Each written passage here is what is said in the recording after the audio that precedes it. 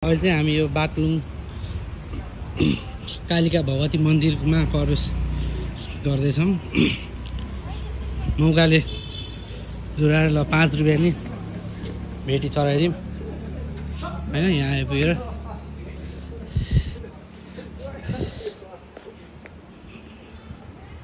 हेर्नुलाई यो चाहिँ कालिका भगवती मन्दिर जाने बाटो। हामी यहाँ अब मेरो कान्छी साली र म मौकामा जोडेर चाहिँ मन्दिरमा दर्शन गरेर जाँदैछौँ। कस्तो लाग्यो त नि आज मन्दिर आउनु पाउँदा? एकदमै खुसी अनि फेरि ब्लेस फिल भएछ। कहिले नसोचेको मौकाले जुरायो आज कालिका माताको दर्शन गर्नलाई। त्यही भएर एकदम खुसी।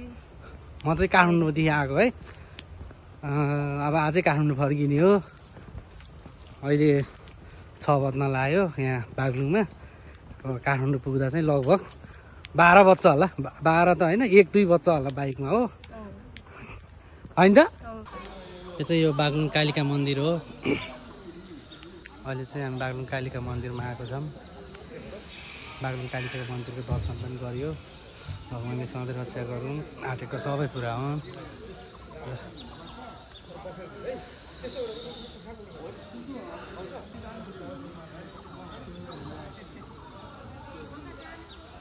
र अहिले चाहिँ हामी यो बागलुङ कालिका मन्दिर दर्शन गरेर फर्किँदैछौँ। एकदम रमाइलो रहेछ है। सोचेको सबै पुरा हुन्छ अरे यो मन्दिरमा आयो भने। तपाईँहरू पनि सबैजना आएर एकचोटि भ्रमण गर्नु होला है त।